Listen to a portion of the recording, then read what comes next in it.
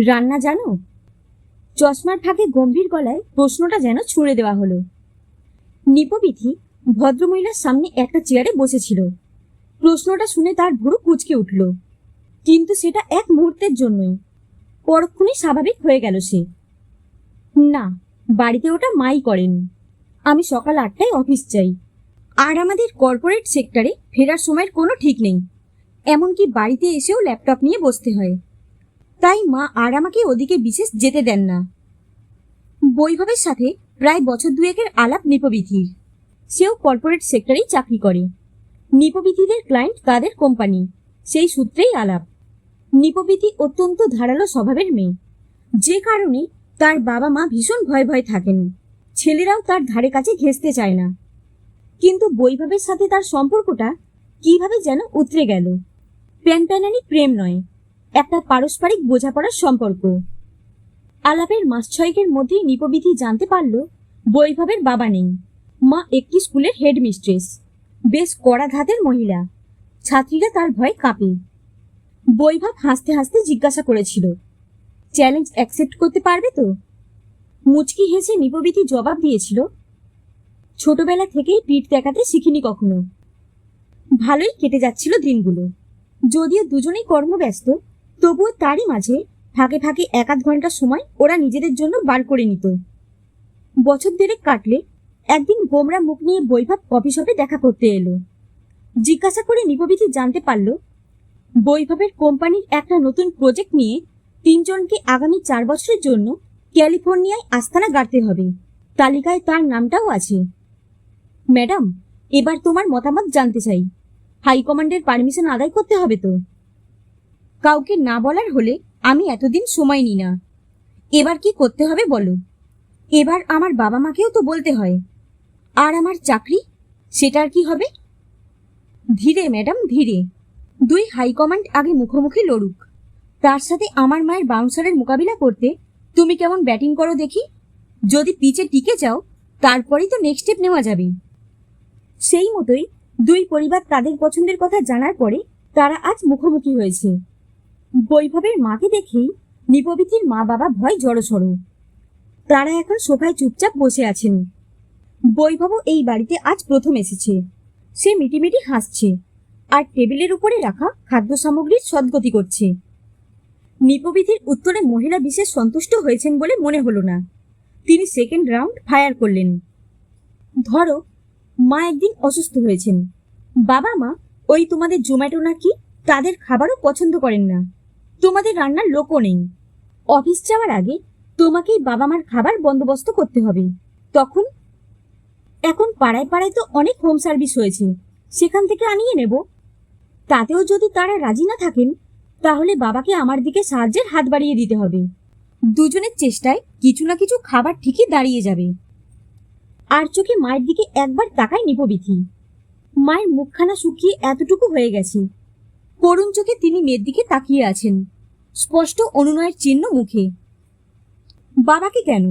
নিজের ওপরে এতটা ভরসাও কি তোমার নেই, যাতে এইটুকু কাজের জন্য বাবাকে এগিয়ে আসতে হয়? মাফ করবেন, মিলেমিশে কাজ করলে তাতে ক্ষতি কোথায়? আমার বাবা রীতিমতো কর্মঠ, সবেমাত্র রিটায়ার করেছেন। সময় কাটতে চায় না তার। এটা একটা পিকনিকের মতো মনে হবে তার কাছে। আনন্দই পাবেন আশা করি। এর মাঝে মা করুণ গলায় বলে উঠলেন, চিন্তা করবেন না দিদি, মাস 4 তো সময় পাওয়া যাবে। ও আমি শিখিয়ে পড়িয়ে নেবক্ষণ। না না, আমি চিন্তা করছি না, এটা একটা আলোচনা মাত্র। তা আমার ছেলের ক্ষেত্রেও তুমি এই মতামতই দেবে তো? আমার তো মনে হয় বিয়েটা একটা পরস্পর নির্ভরশীলতার ব্যাপার। সেক্ষেত্রে আমি যদি আমার এতদিনের চাকরি বাবা মাকে ছেড়ে আপনার ছেলের সাথে সুদূর বিদেশে গিয়ে থাকার মতো আত্মত্যাগ করতে পারি, আমার তো মনে হয় না আমার জন্য ওর কাছেও 1-8 দিন রান্নার কাজটা খুব একটা কঠিন হবে, বা ওর মেল শোভিনিজমে আঘাত লাগবে। ছোটখাটো সাংসারিক কাজে জেন্ডার ডিসক্রিমিনেশন না থাকাই ভালো, তাই না? আমিও কিন্তু চাকরি করি, তার জন্য বৈভব কিন্তু ঘরের কাজ করে না। আসলে জীবনের গতিশীলতা এখন অনেক বেড়ে গেছে বলেই আমার মনে হয়। তাই এইটুকু পারস্পরিক নির্ভরতা স্বামী স্ত্রীর সম্পর্কের বুনিয়াদ আরো শক্তপোক্ত করে গড়ে তুলবে বলেই আমার ধারণা। আর আমাদের দেখে আমাদের ভবিষ্যৎ প্রজন্ম তাদের নিজেদের কাজ নিজেরা করতে শিখে যাবে। সবাই মিলে কাজ করলে প্রত্যেকের নিজস্ব অবসর সময়ও অনেকটাই বেরিয়ে আসবে। তখন পরিবারের সবাই সবাইকে সময় দিতে পারবে। বৈভব এতক্ষণ বসে বসে মিটিমিটি হাসছিল। এইবার লাস্ট বাউন্সারটা সেই দিল। আর তোমার এই মতামতের সাথে যদি আমি আর আমার মা সহমত না হই, তাহলে কি এই সম্পর্কে দাড়ি টানতে তুমি পিছপা হবে না? বিয়ে শুধু সামাজিক বন্ধন নয়, একটা মানসিক বোঝাপড়ার প্রয়োজনও এই সম্পর্কে গড়ে ওঠে বলে আমার ধারণা। যদি শুরুতেই একে অপরকে বোঝার দায়িত্ব আমরা অস্বীকার করি, তাহলে সারা জীবন জোড়াতালি দিয়ে বেঁচে থাকার চাইতে এক্ষেত্রে পরস্পরকে এড়িয়ে যাওয়াই ভালো হবে বলে আমি মনে করি। বৈভবের মা এবার উঠে দাঁড়ালেন। অনেকক্ষণ এসেছি, এবার আমাদের উঠতে হবে। খুব ভালো লাগলো আপনাদের সাথে পরিচয় হয়ে। শুকনো মুখে নিপবিধির মা বাবা উঠে দাঁড়ালেন। তাদের মুখ দেখেই বোঝা যাচ্ছিল ভবিষ্যতে এই সম্পর্কের ব্যাপারে তারা খুব একটা আশাবাদী নন। মেয়ের উপরে খুব রাগ হচ্ছিল তাদের। ছোটবেলা থেকেই তো অনেক চেষ্টা করেছিলেন তারা। মেয়েটার এই ক্যাটক্যাট করে মুখের উপর কথা শোনানোর স্বভাবটা কিছুতেই আর গেল না।